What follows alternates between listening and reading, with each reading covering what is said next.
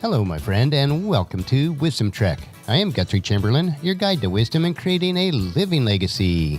Thank you for joining us for our 5-day-per-week Wisdom and Legacy Building podcast. This is day 848 of our trek and time for our Philosophy Friday series. Each Friday, we will ponder some of the basic truths and mysteries of life and how they can impact us in creating our living legacy. As we continue on this trek called life, sometimes we have questions about life. So our Friday trek is a time where we can Ask Gramps. Gramps will answer the questions that you would like to ask your dad or granddad, but for whatever reason, this is not possible. No matter how old we are, I know that all of us would like the opportunity to ask Dad or Gramps questions about life in many areas. We will address areas such as finances, relationships, health and fitness, business and work, home repairs and renovations, seasons of life, spiritual and biblical questions, and any other areas that come our way.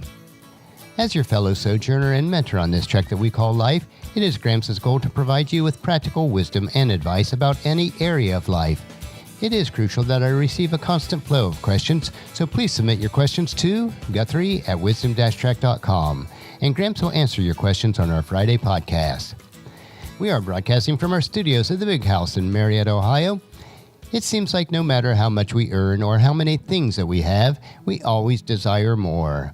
We work ourselves sick to accumulate wealth, only to use our wealth to get better. It all becomes a vicious cycle. Instead of grasping for more, we need to learn to enjoy what we have now. So our question for today is, hey Gramps, how can I gain a proper perspective and balance between striving for more and being satisfied with what I have today? Or in other words, how much is enough? To answer the question today, I'm going to tell a story or parable that was recently posted in a blog of a friend of mine. Listen to see if it makes sense to you. And here we go. An American investment banker was at the pier of a small coastal Mexican village when a small boat with just one fisherman docked. Inside the small boat were several large fin tuna. The American complimented the Mexican on the quality of his fish and asked how long it took him to catch them. The Mexican replied, "Oh, only a little while." The American then asked why he didn't stay out longer to catch more fish. The Mexican said he had enough to support his family's immediate needs. Then the American asked, "But what do you do with the rest of your time?" The Mexican fisherman said, "I sleep late, fish a little, play with my children, take siesta with my wife, Maria, stroll the village each evening and sip wine and play guitar with my amigos. I have a full and busy life." The American scoffed. "I have a Harvard MBA and could really help you. You should invest more time fishing and with the proceeds buy a bigger boat. And with the proceeds from the bigger boat, you could buy several boats. Eventually, you would have a fleet of fishing boats. Instead of selling your catch to the middleman, you would sell it directly to the processor. Eventually, you could even open your own cannery. You would control the product, processing, and distribution. Of course, you would have to leave this small coastal village and move to Mexico City, and then maybe to LA, and eventually to New York City where you'll run your expanding enterprise." The Mexican fisherman asked, "But how long would that take?" The American replied, "At least 15 or 20 years. "But then what?" The American laughed and said, "That's the best part.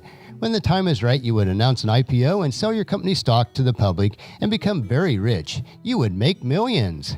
"Millions?" asked the fisherman. "Then what?" "Then you would retire, move to a small coastal fishing village where you would sleep late, fish a little, play with your kids, take siesta with your wife, stroll the village in the evening, sip wine, and play guitar with your amigos." I think the moral to this humorous parable is quite evident, don't you? Learn to be satisfied with what you currently have. There is so much more to a rich and satisfying life than just money.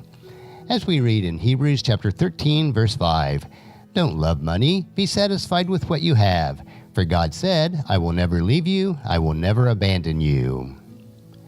Next week, we will have a different question to Ask Gramps. Gramps will answer your questions that you might have about life and will provide you with practical wisdom about any area of life.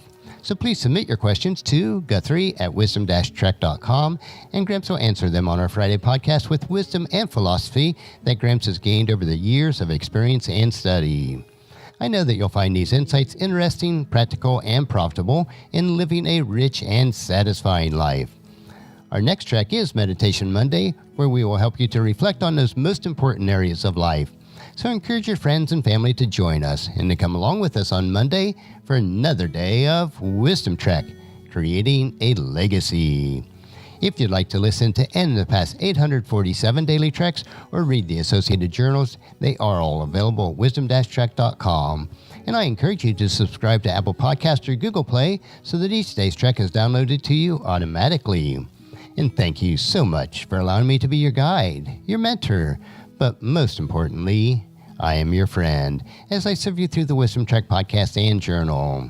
And as we take this trek of life together, let us always live abundantly, love unconditionally, listen intentionally, learn continuously, lend to others generously, lead with integrity, and then leave a living legacy each day.